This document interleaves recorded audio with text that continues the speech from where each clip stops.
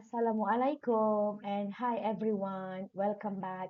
I hope you are doing well.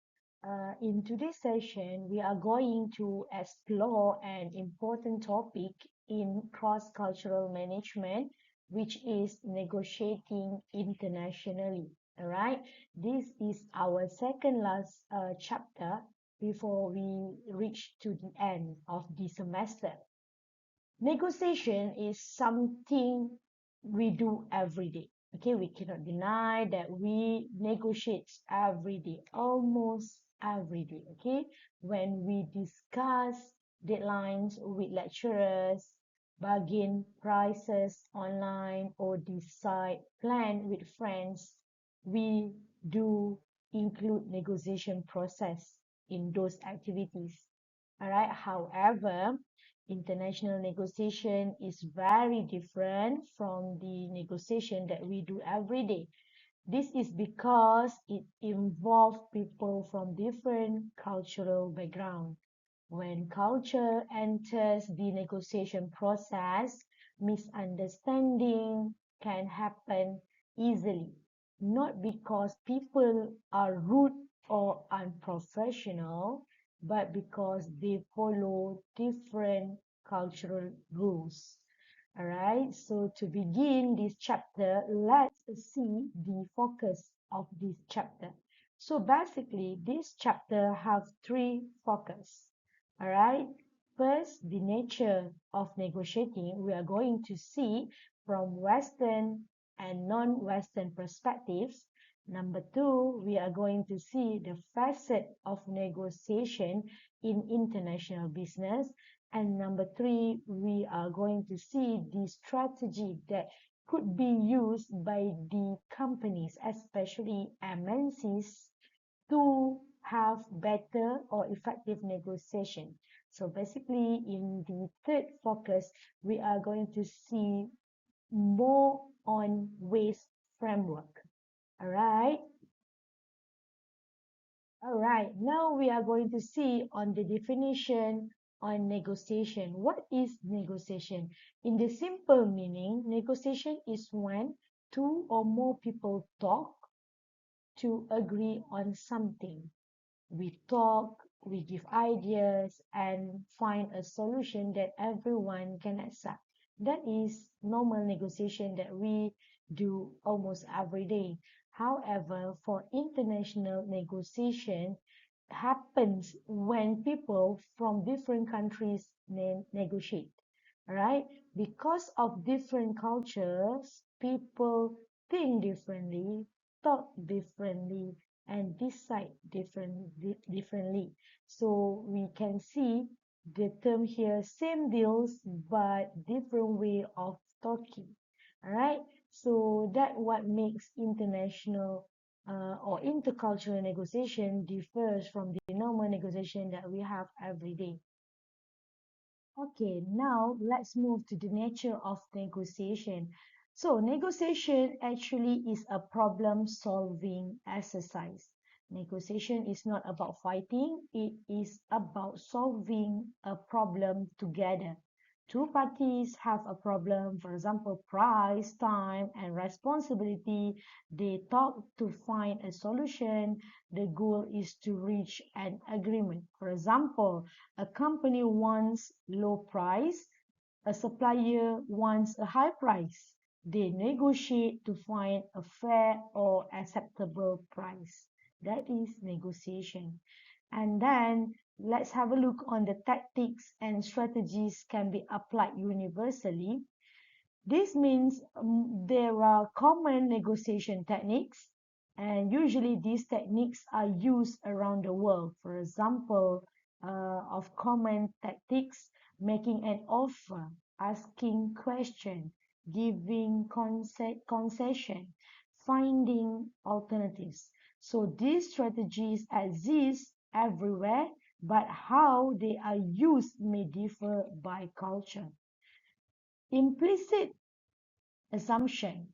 People negotiate in similar way. Actually, traditionally, negotiation theory assumes that people think in similar ways, people have similar attitudes, people follow similar principles. However, problem in international negotiation, this assumption is not always true because cultural influences how people communicate, how they make decisions, and how they handle conflicts. All right, and then next nature is focus is only happen between parties. Negotiation focus on communication between both sides, offers and counter offers, trust, conflict, and cooperative. It is not only about the final result, but also about the process, the interaction, and the relationship. There are two types of negotiation strategy actually, and let's discuss further on those or on both this negotiation strategy in the next slide. The negotiation strategies. Basically, we have two strategies that we commonly use in negotiation process. The first one is the distributive strategy, or also called as win-lose strategy. Distributive negotiation means one party wins more, the other party loses more. There is a fixed amount in the negotiation process, such as fixed amount of salary, price, and profit. That is why people call if one side gets more, the other get less. For example, in China and USA price negotiation situation, an American buyer negotiates price with a Chinese supplier. The US company wants the lower price. The Chinese supplier wants the highest profit. So the negotiation style usually for the American or the USA, usually they are direct, firm, and price focused. They will say we want a 10% discount.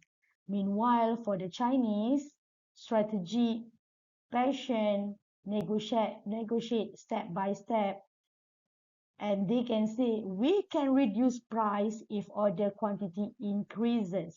So as the result, let's say buyer pushes price down and supplier protect profits, one side benefits more. So it's going to win-lose strategy or distributive strategy. Meanwhile, for the integrative strategy or win-win strategy, the both parties work together, focus on long-term relationships, and try to expand the benefit, not only price. So both sides win. That is the benefit of this strategy. For example, Malaysia and Japan as a business partner, a Malaysian company and a Japanese company plan a joint venture. Malaysia values the relationship and harmony. The Japan values trust, quality, and long-term cooperation.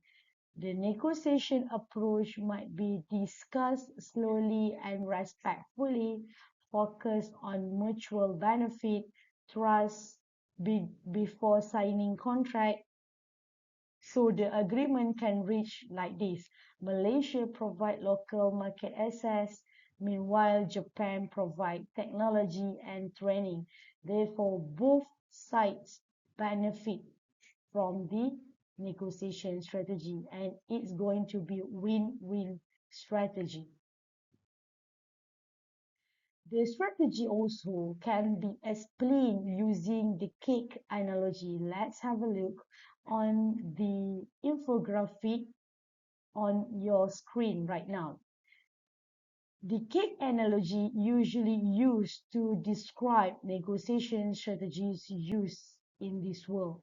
For the distributive negotiation win-lose strategy, we only have one cake, for example, and the cake size is fixed. If one takes more, others get less, right? So meaning in negotiation, is compete, focus on price or salary and short-term deal. Why? Because you want to have the cake more than others without realizing in the future you may encounter the same partnership, the same negotiators, right? But you don't care. You just want to get more than others. But in the simple example, buyer pay less and seller earn less. All right. So my gain is your loss. That is the example. And then for integrative negotiation, bake a bigger cake. All right, when you bake a bigger cake, you need to add ingredients. Your cake become bigger and everyone gets more. So in the meaning, you can see negotiation is about cooperating, focus on relationship and long-term partnership. So low price, bigger order, and long contract. We both gain together. That is the analogy of the cake. All right. Negotiation style. When we say about negotiation style, we want to compare between Westerners and the non-Westerners. All right. How culture affects negotiation. So basically, country example for Westerns we call USA, UK, and Germany. What is the main idea of the Westerners? Basically, Westerners focus on the deal and relationship come later. All right. Meanwhile, the key characteristic is direct communication. If I want to know about the price, I just say about the price. Even at the first meeting, at the very first meeting, and focus on contract, price, and terms. Fast decision making made even at the first meeting and individual decision power is important, and for them, for the Westerners, time is money.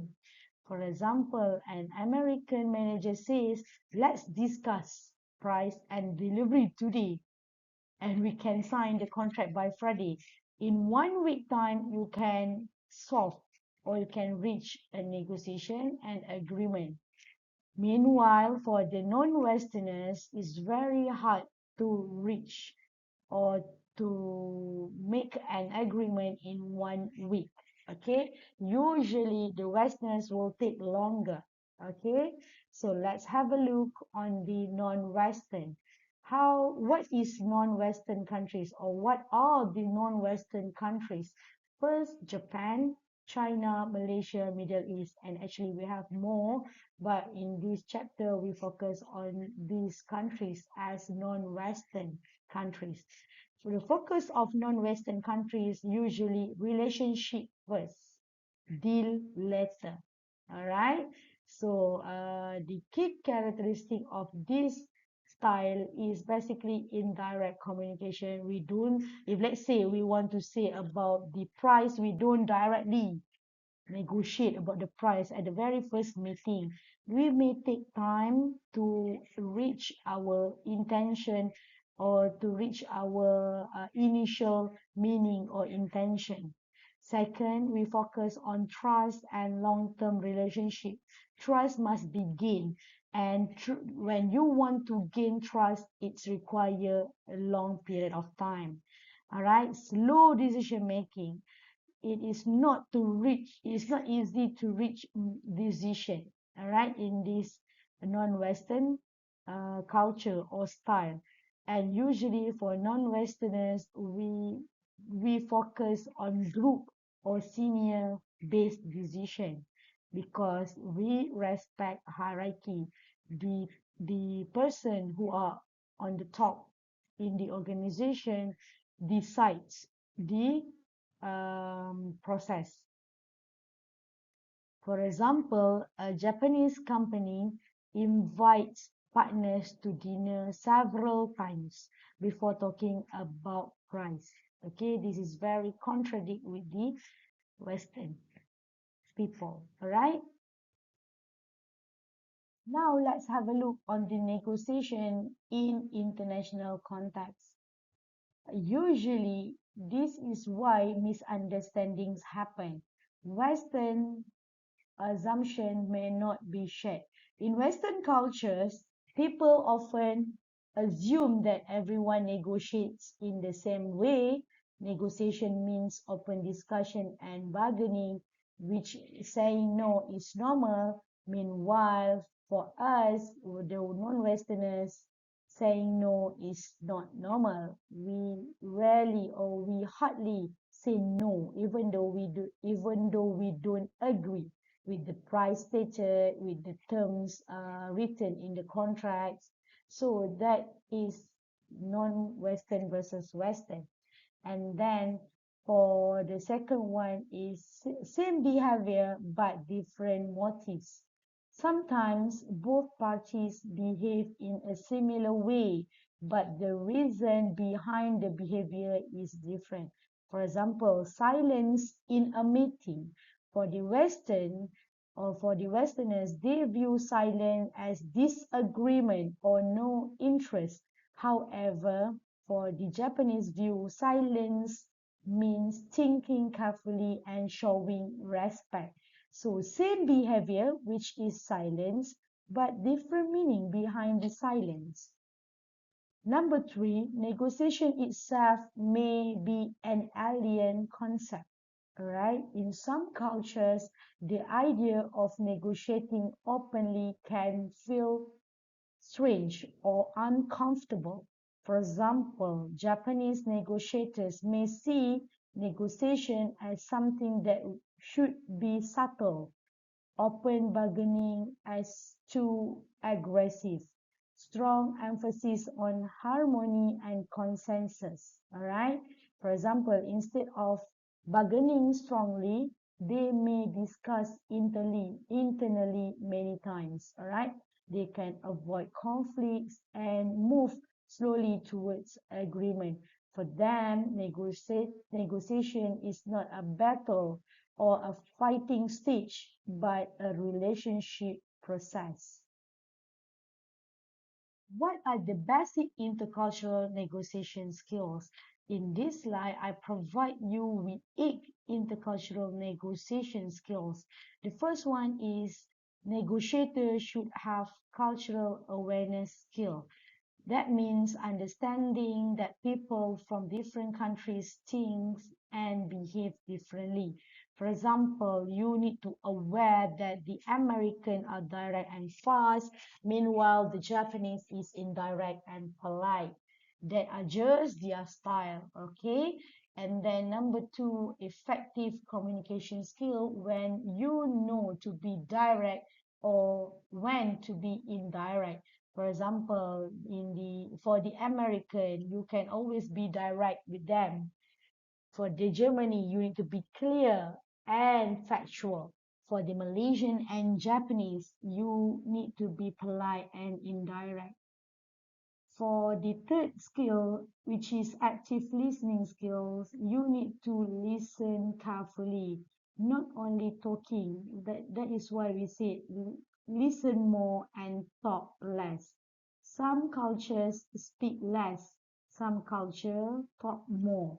Silence can mean thinking and not disagreement. For example, Japanese negotiator stay silent. It is not rude. It is not showing less interest, but it just showing that they are thinking.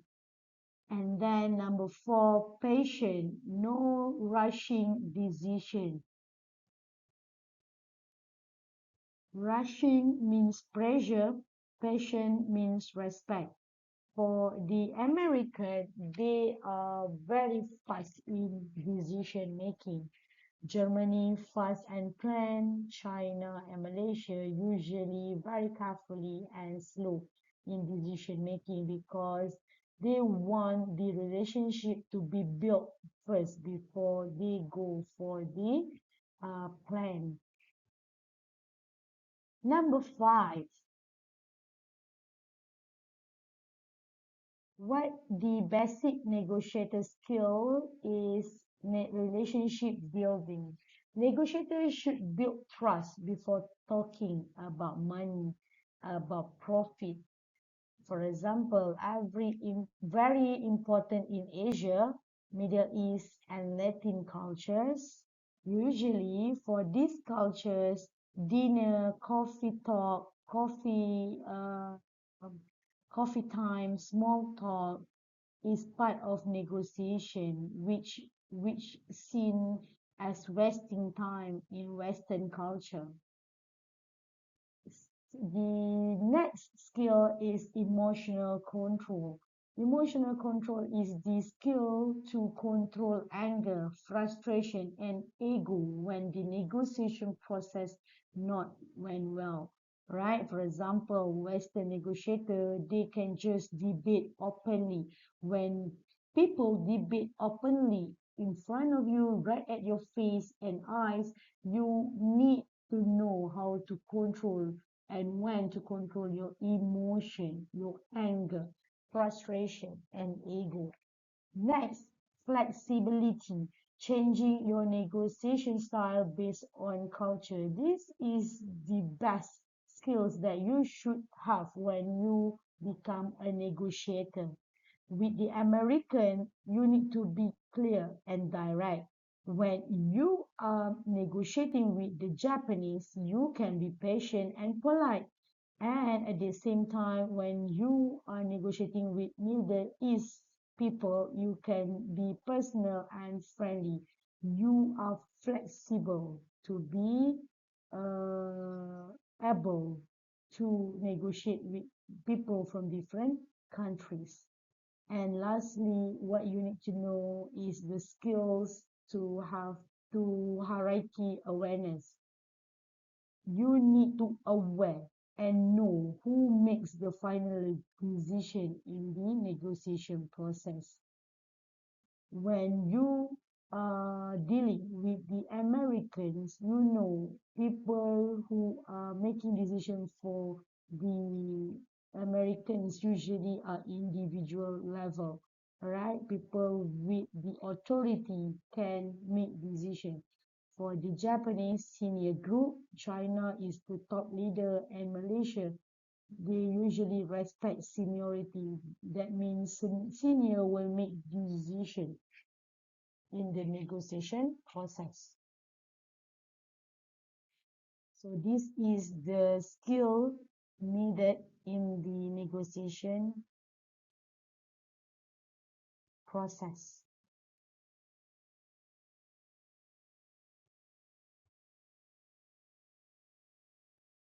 For the key facets of negotiation, actually we have three negotiation process of facet. The first one is behavioral predisposition of parties, and second one is underlying concept of negotiation, and the third one is negotiation process. And under each facet, there are several elements explain the facet. The first one, let's have a look on the behavioral predisposition of the parties. All right, what is behavioral predisposition? When we talk about behavioral predisposition, that means how people naturally behave in organization. Okay, let's have a look on the element.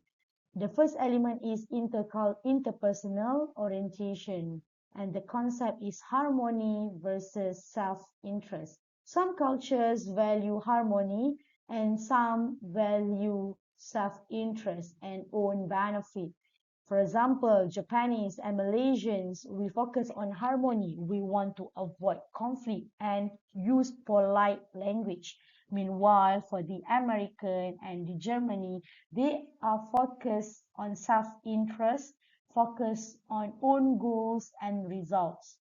For the example, some people want everyone to be happy, but some people want to win the deal.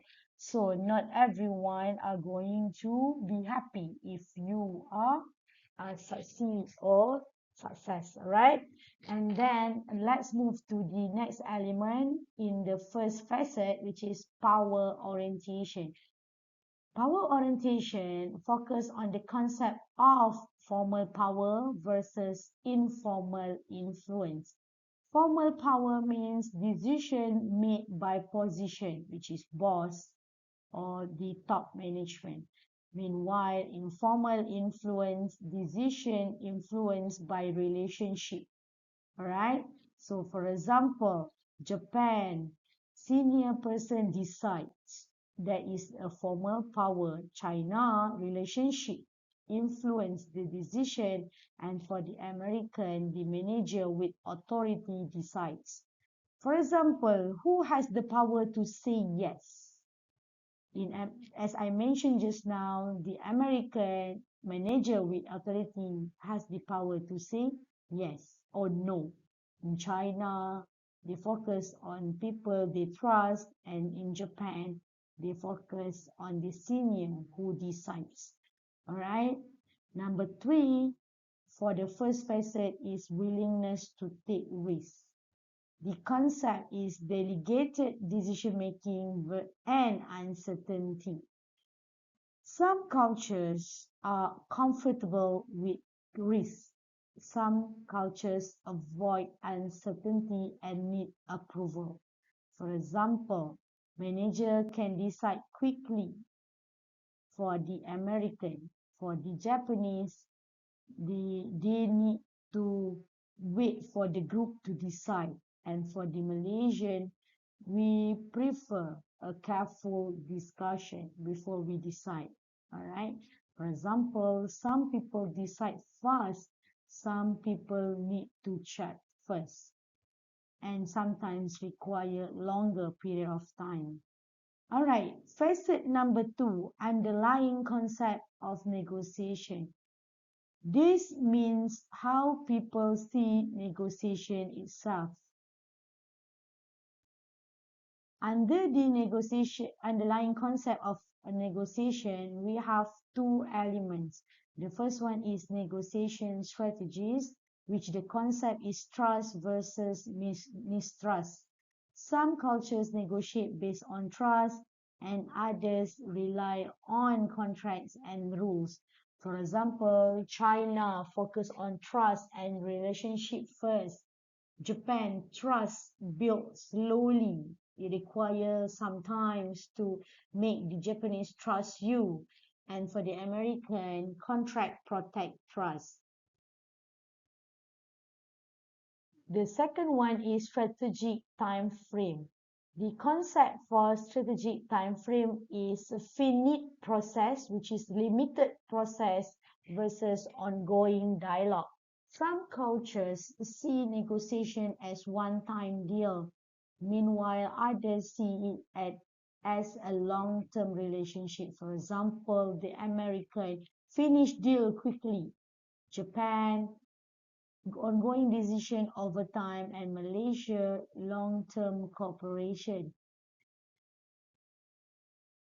For facet number three, negotiation process, this is how negotiation is carried out.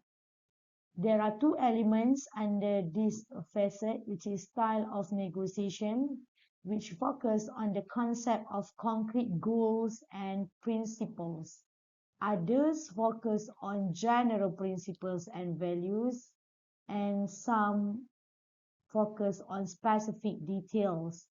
All right, for example, Germany focus on price, deadline, quantity. Meanwhile, for the Japanese, we focus on the values, quality, and harmony. And lastly, the second element under the third facet is outcome orientation. The concept focus on explicit deal versus implicit agreement. Some cultures want clear written agreement. Some are comfortable with less explicit understanding. Alright, for example, detailed written contract is very important for the American. For the Japanese agreement based on trust and understanding. And for the Chinese, relationship supports the agreement. And we need to understand certain cultures, they have iron cast deal or less explicit agreement. For those who less explicit agreement, basically they are more flexible and the deal can be changed according to the situation. However, for the iron cast deal, it means the deal cannot be changed easily. All right, change after it is agreed and signed is almost impossible. All right, the terms are clear and detailed. Both parties are strictly bound by the agreement. All right, changes are difficult or not allowed. That is why I say it's almost impossible. All right.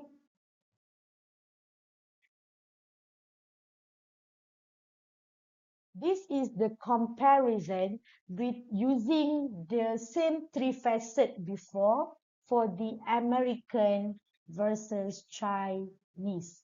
All right.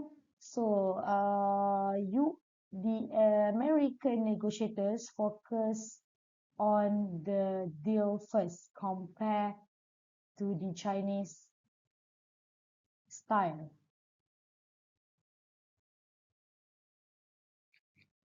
American decide faster and individually, meanwhile Chinese negotiator decide slower and collectively. In China, who you know matters a lot. Alright. For the second element, for the first facet, power orientation. What is power orientation as explained? We focus on the authority. Who has the authority? Who can make decision and how power is shown during negotiation? So for the American, their power orientation style is there is a clear hierarchy. It is easy to know who is the boss. Even though language is informal, respect is still shown. People may call their boss by first name, but authority is clear. The boss usually has decision-making power, which is already discussed in HQ. And risk-taking is normal. Taking risk is seen as part of getting the best deal. Simple way to explain this is the American negotiator usually has power to decide and willing to take risk. Meanwhile, let's have a look on the Chinese power orientation. In the Chinese negotiation style, it is often difficult to know who the real leader is. This is because power may not be shown openly. Decisions are made through consensus building. Many people inside and outside the company are involved, and Chinese negotiators will resist pressure. They will not decide until all parties agree. And for the risk-taking element, risk-taking is very carefully taken. Risk must be planned and controlled. In the simple way, in China, power is shared and decision need agreement from many people. For the second facet, comparison between the American and the Chinese, what does underlying concept means? As I mentioned before, underlying concept means how people understand negotiation, what negotiation represent to them, and whether the negotiation is a process or a relationship. So first, let's have a look on the negotiation strategies. For the American, use both win-win and win-lose strategies depending on the situation and context. The negotiation is seen as a linear process and the goal is clear and definitive contract. One sign, both sides must follow the contract. Simple explanation is for Americans, negotiation end with a contract.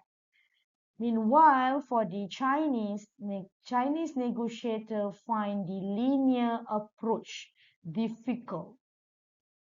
Negotiation is only one step in a long relationship. Main goal is to build a business partnership, and relationship is more important than a deal. For example, for Chinese negotiators, negotiation is a part of long journey. The second element under the second facet underlying concept of negotiation is strategic time frame. For the American, time is very important. That is why they are called as M-time culture. American wants decisions quickly. Once agreed, a deal is final. Changes after agreement are frustrating. Simple example is a deal is a deal. All right. For the Chinese, negotiation continues even after the deal agreement are flexible over time. All right. Trust and goodwill guide future changes. Relationship allows the adjustment later. A deal can still change as the relationship grows, so they are quite flexible actually. For the third facet, negotiation process. What is negotiation process? Negotiation process explain how negotiations are conducted, what negotiators focus on, what kind of outcome they want. There are two key elements shared in under this facet, which is the first one is style of negotiation and second one is outcome orientation. Let's have a look on the style of orientation. For the American style of negotiation is to focus on facts, details, and information concerned with specific price, quantity, and delivery. Ask many questions to understand the other party's interests and use information to adjust goals and strategy. It is, they are also willing to share information if there is an exchange. A simple explanation, Americans like clear facts and open information sharing. Meanwhile, for the Chinese, for the style of negotiation, Chinese negotiators focus more on trust and confidence than facts. Building trust is more important than numbers, and they also avoid answering the same question. Why? Because they want to avoid loss of face, loss of face. All right. Information gathering is becoming more systematic. Younger Chinese managers are more Western style nowadays. All right, Chinese negotiate in a simple way. Chinese negotiator want trust first, facts later. So the key difference that we can say this clearly is US, the American, the information first, Chinese trust first.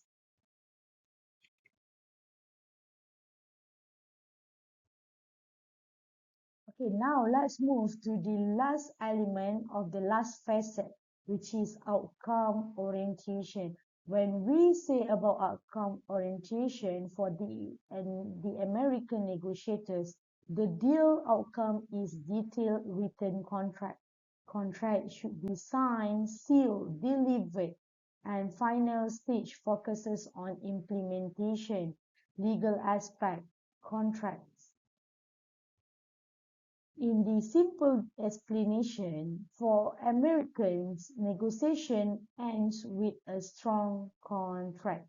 Meanwhile, for the Chinese negotiator, the contract is not the end. It's avoid too many legal details, prefer short and flexible contracts, and they also use contracts to show commitments but not finality, and negotiation continues based on trust, goodwill, friendship. That is why even after a contract written or finalized, the negotiation still going on and on as compared to the American. So for Chinese, the contract is only the beginning. For the American, the contract is the end of the negotiation process. So basically, the American and Chinese negotiation, why problem happen because of cultural differences, all right? Chinese and American negotiators face many difficulties. Their expectations are very different. Their attitude towards negotiation are opposites. This often causes frustration and irritation, and most of the time it lead to misunderstanding. Why this is happening? Because the American expect fast decision, clear answer, final contracts, and meanwhile for the Chinese, they expect relationship building, flexibility, long-term cooperation. So both sides thinks their way is normal, but the other side feels uncomfortable. So how can both sides resolve this dilemma? How can negotiators deal with cultural values? One possible solution is using waste strategic framework. Waste strategic framework help negotiators decide how much they should adapt to another culture when negotiating internationally. So it answers this question: should I negotiate in my style, their style, or a mix of both? So basic ideas of waste framework is waste suggests that negotiators have different strategy choices depending on cultural distance, importance of the relationship, and experience with the other culture. So according to ways, sometimes you adapt to them, sometimes they adapt to you, sometimes both sides adapt, and sometimes neither sides adapt. The strategy depends on the situation. So let's move to the third focus of this chapter, which is waste framework. Before understanding the waste framework, let's understand the term or the idioms when in Rome, do as the Romans do. This famous saying means when you are visiting another country, you should follow local customs and behavior. When you are unsure, follow people who know better. In negotiation, this idea suggests if I negotiate with another country, for example, I negotiate with the British, I should copy their negotiation style. However, Ways come out with a question where to what extent should a negotiator adapt to other culture? If I negotiate with the British, what are the extent should I negotiate and adapt to their culture? Second, should international negotiators fully adapt?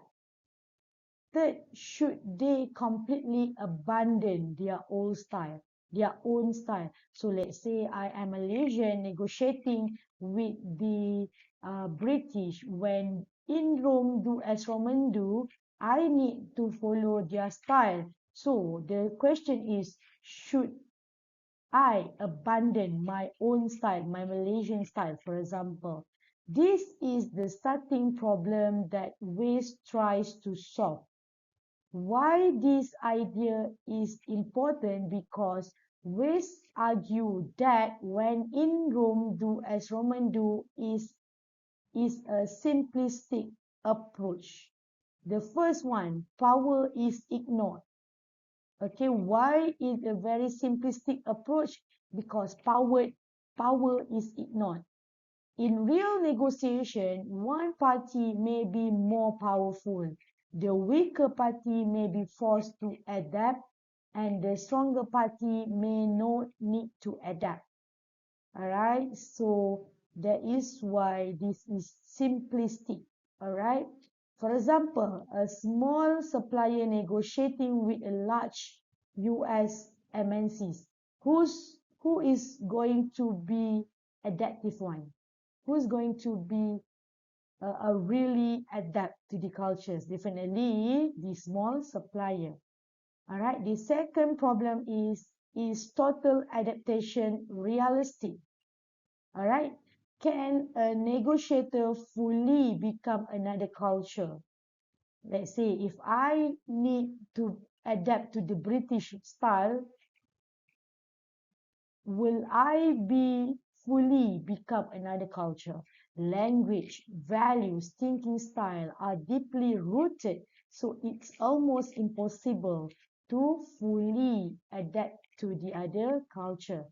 That is why total adaptation is very difficult.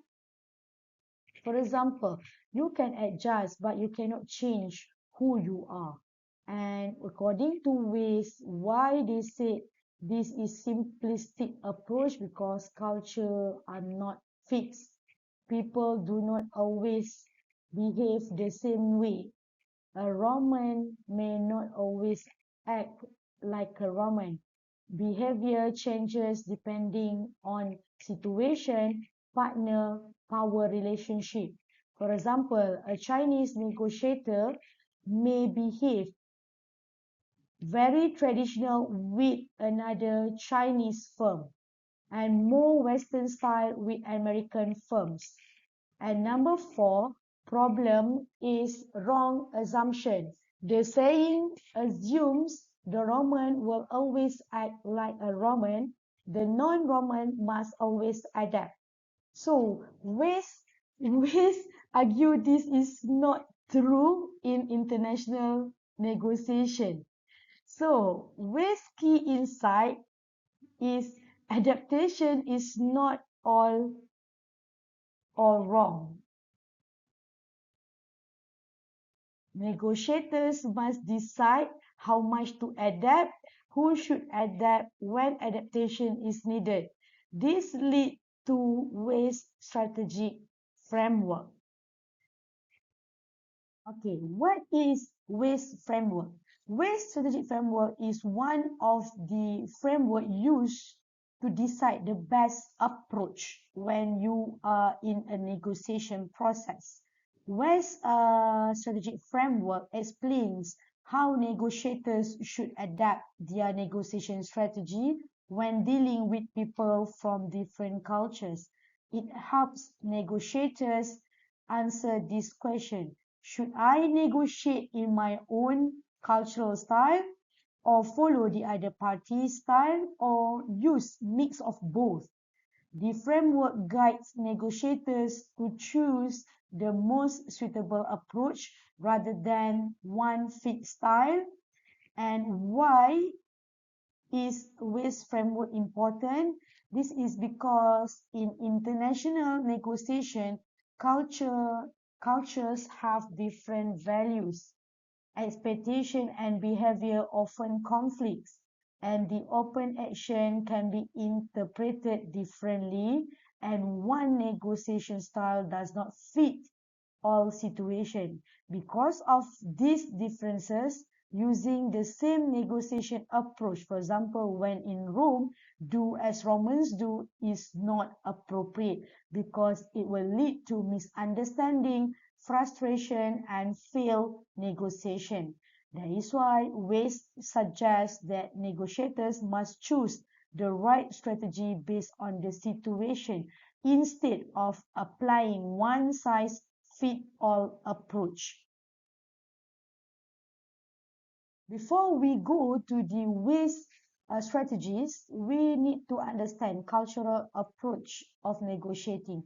According to West, one size fits all approach to be inappropriate. That is why WASTE is suggesting the range of strategy which are culturally responsive. What is culturally responsive?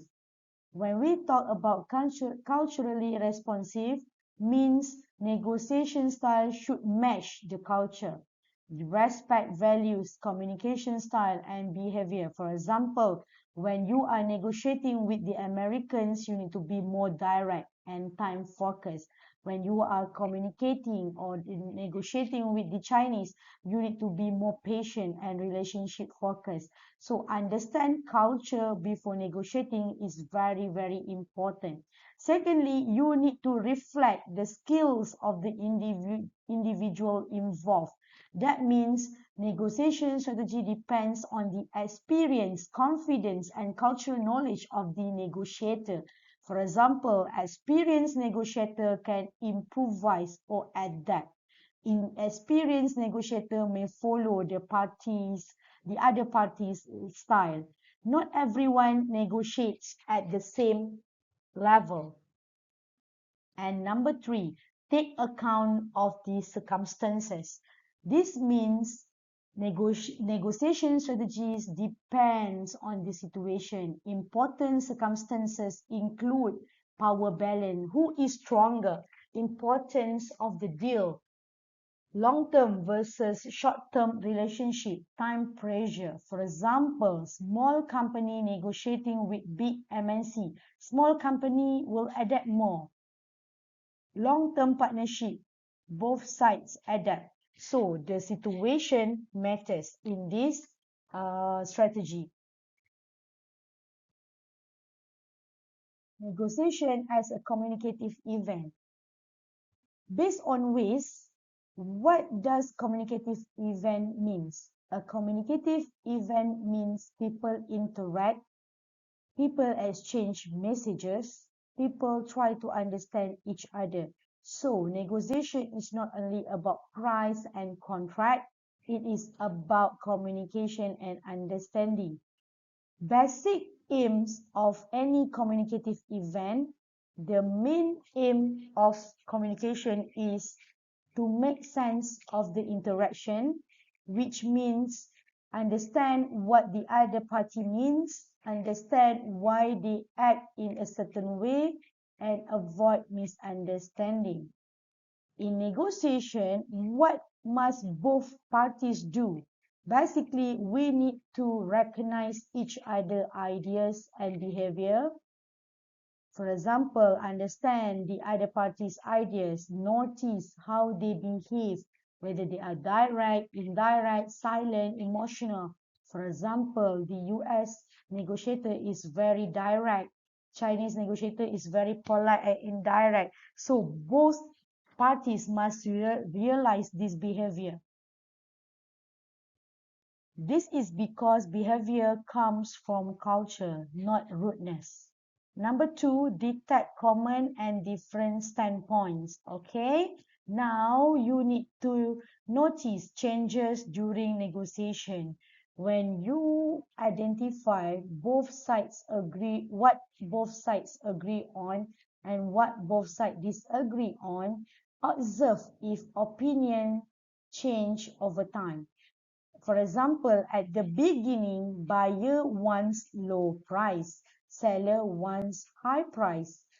Later, buyer agrees to higher price for better quality. That is why negotiation is a process, not fixed. Third, ensure communication is maintained. For example, keep talking. Do not stop communication. Avoid silence caused by conflict or frustration. For example, even if there is a disagreement, continue meetings, send follow-up emails, clarify misunderstanding. If the communication stops, most probably the negotiations fails. Negotiation process. Why we says we need a strategic framework? Okay, first, the problem in real negotiation. In international negotiation basically complex. Cultures are different. Situations change during negotiation. However, many negotiators do not have enough knowledge and skills to understand what is really happening, interpret behavior correctly, and respond in the best way. This often leads to confusion, mistake, and failure. So, what is missing? According to Ways, what is missing is a strategic framework. This framework helps negotiators think clearly and act wisely during negotiation.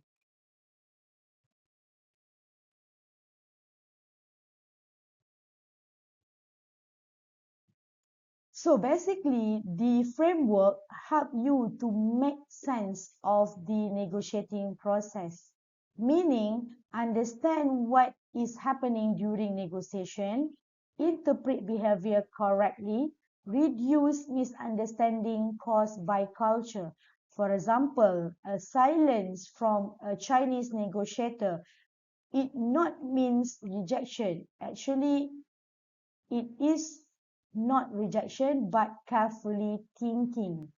The framework helps the negotiators interpret action correctly, use their own attributes, meaning use their own strengths such as experience, communication skills, cultural knowledge, negotiation ability. For example, an experienced negotiator may be flexible, adapt strategy, and handle pressure calmly. Negotiators do not need to copy others blindly. And number three, use the skills of others. It is when necessary. For example, get help from others when needed, such as cultural advisor. You can use cultural advisor if you are not familiar with the counterparts cultures. You can use local partners, seniors manager to gain more information, the interpreter if the language is not the same. For example, a US company negotiating in China may use a local Chinese consultant as senior management to join key meetings. So, negotiation is a team effort, not only one person. Which strategies to use? Before I explain to you the 5 strategies suggested by Ways, we need to know the strategies first. There is no single best strategy. Ways explains that negotiators should choose a strategy. The choice depends on 3 factors. All right. The best strategy is one that fit the situation, not a fixed rule. So what are the 3 important factors? First, the most feasible strategy. Feasible strategy is choose a strategy that can work with the other party's style. The question can be the other side accept this approach? Does it fit their culture or behavior? For example, negotiating with China, very direct pressure may not work. Maybe you can do a relationship based or mixed strategy, which is more feasible. The second strategy is the most appropriate relationship and circumstances. This means you choose a strategy that matches the type of relationship, the situation of the negotiation. You need to consider long-term versus short-term relationship, power balance, time pressure. For example, long-term partnership between the American and the Chinese joint venture, at that both sides meet in the middle. One-time deal may not be strategic, may not be appropriate. You should go for less adaptation needed. Number 3, the most acceptable strategy. manager's own values. This means the strategy must be comfortable for the negotiator, consistent with their personal and professional values. You should ask, am I comfortable using this strategy? Does it conflict with my ethics or styles? For example, a manager who value transparency may not be comfortable with extreme indirect tactics. So you need to choose a mix or adaptive strategy. So after this, I will explain to you the strategies where that you should or that you can use when you are negotiating with different cultures, and each of the strategy should comply to feasible or appropriate or acceptable, depends on the situation.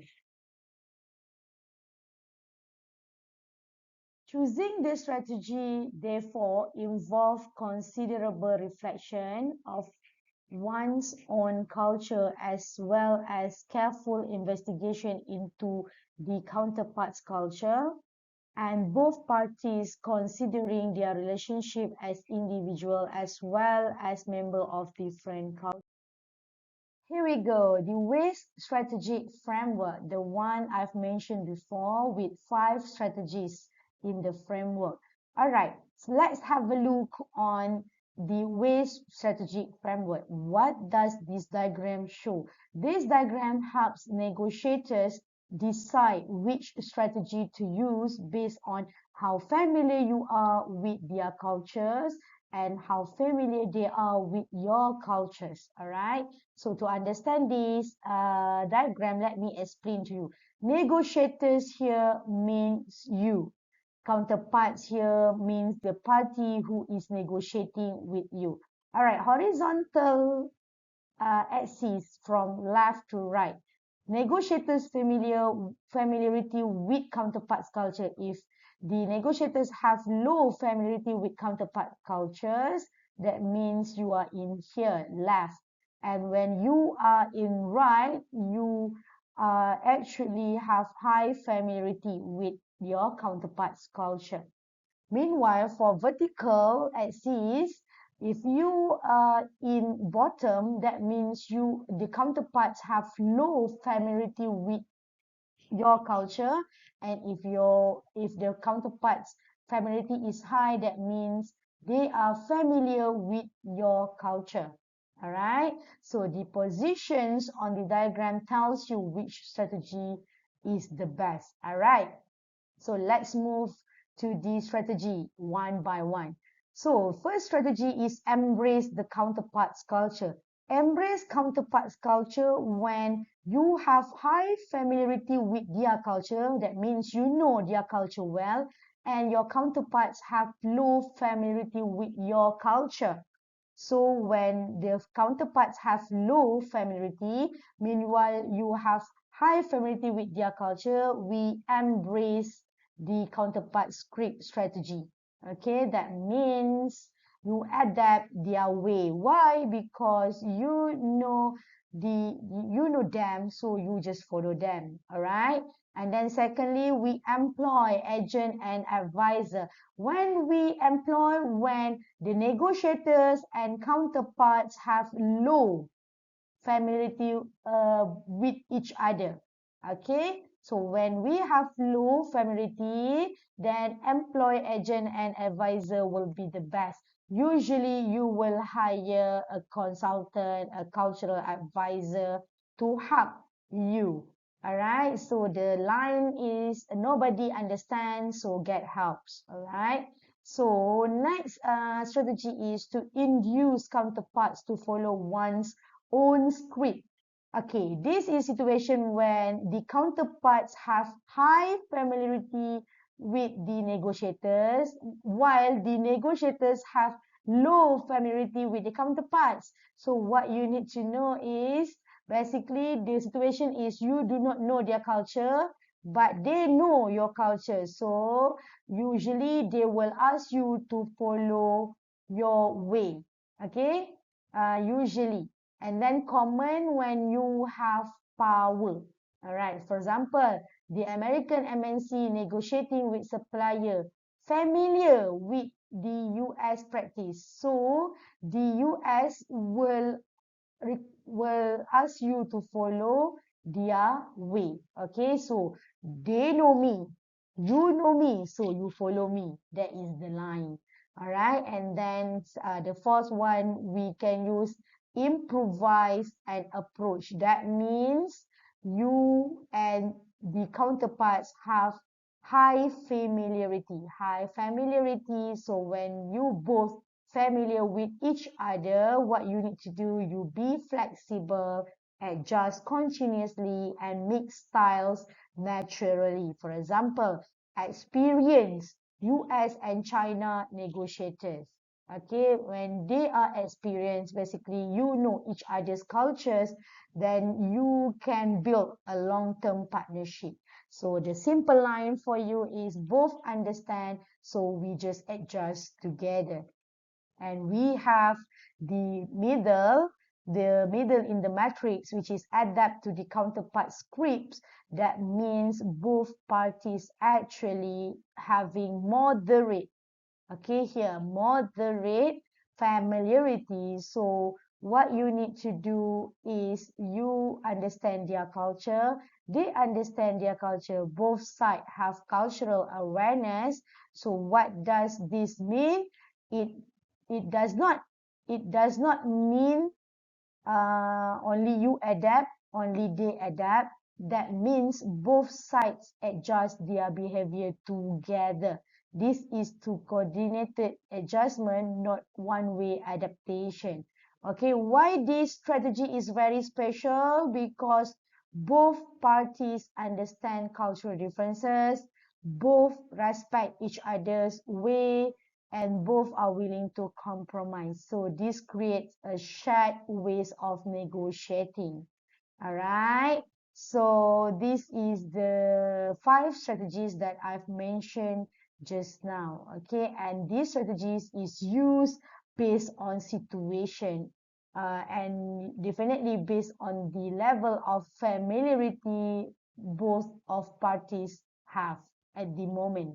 Okay, and definitely the strategies will be different in the future or in the next negotiation process when your level of awareness of familiarity increases. Okay, next is ways strategic framework start. Okay, when you know what the strategic approach that you should use, what are the strategies that you should go based on the situation. Now, to select your strategies, you need to follow these 5 steps. Okay, we suggest 5 steps for selecting a negotiation strategy. Okay, the first step is reflect on your own culture's negotiation script. So what does it mean? You need to understand how your cultures negotiates. Okay, what are the styles of your culture's negotiation style? Be aware of your default behavior. Ask yourself, am I direct or indirect? Do I prefer fast decision or not? Do I focus on contracts or relationship? All right, this is very important to know your script, your own culture script. Okay, for example, an American negotiator realized that they are direct, time focused, and contract oriented. So you need to know yourself. All right. So once you know yourself, you need to learn about the party who are negotiating with you. So basically, learn the counterparts negotiation script. What does it mean? Learn how the other cultures negotiate. Learn, understand how they communicate with you, or their communication style, decision making process, and attitude to time and trust. For example, a US negotiator learned that Chinese Negotiators prefer relationship building, decide collectively, and avoid open confrontation. So you American, you know your style, and you also need to know number two, the counterpart style. All right. So number three, consider the relationship and circumstances. What does this mean? Look at the situation, not just culture. Yeah, we know that you already learn about your own culture, your own script, and your counterpart script, but you need to look into the situation and circumstances. So to answer this, you need to consider, is this a short-term or long-term period? Who has power? Is the deal very important? Is the time pressure? For example, long-term US and China partnership, more adaptation needed. One-time transaction, for example, less adaptation needed. For example, for long-term China and US partnership, maybe you require more adaptation. But for one-time transaction that you will do, or negotiation that you will do one time basis, maybe you don't have to adapt so much. All right, so you need to know the situation and the goals of your negotiation. Number four, predict and influence the counterpart approach. What does this mean? Try to predict how the other parties will negotiate. For example, if you are American negotiator, you try to predict what are the Chinese expectation and what are the other part, how they will negotiate with you. Decide if you can influence, decide whether you as the American can influence the Chinese behavior. Ask, will they be flexible? Can they adapt to my style? Should I encourage them to change their approach? So, for example, if the Chinese partner is familiar with Western business, with American business, to be specific, the American side may gently encourage clearer timeline and documentation, for example. So this is to anticipate and influence the behavior. All right, and lastly, what you need to do after you have done, number one, know your culture. Number two, learn about other counterparts' culture. Once you consider the relationship and circumstances, after you have done with prediction of the counterparts approach, you need to choose your strategy. Okay, which one, which you think feasible, will work with other party, which one that you think appropriate, fit with relationship and situation, and acceptable, fit your own values. All right, so you need to choose your strategy. So the possible choices are stated or as presented in the diagram just now. All right, so adapt to the counterpart script. For example, chosen strategy. For example, when you choose to adapt to the counterpart script, which is both sides adapt, US side slow down and builds relationship, even though we know that they are very direct and very one-time or short-term relationship. So when we know each other, familiar with each other's style, we start to change. We start to adapt. Why? Because we are in the partnership for so long. So why not the American build long-term relationship even though they are not a long-term orientation.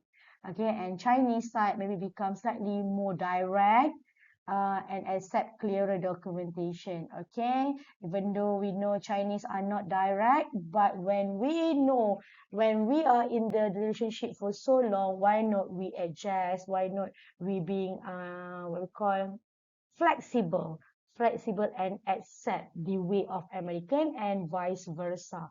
Okay, so the final outcome, usually trust is built, a flexible but clear agreement is reached. So both sides are satisfied. So that is the 5 steps of waste strategic framework. This strategic framework, the steps of this strategic framework is very, very interesting. And if you manage to do all 5 steps, I believe you are going to be a good negotiator in the future. We have reached to the end of this chapter 9. So to wrap up this chapter, basically, I believe you can read whatever written on the screen right now, but I want to highlight several key takeaways from this chapter. So a successful international negotiators basically are flexible, all right? They adapt, they do not copy blindly, and they have ability to balance between culture, relationship, situation, and personal value. With that, I end this chapter 9, and we'll meet again in the next chapter. Thank you so much. Assalamualaikum and have a good day.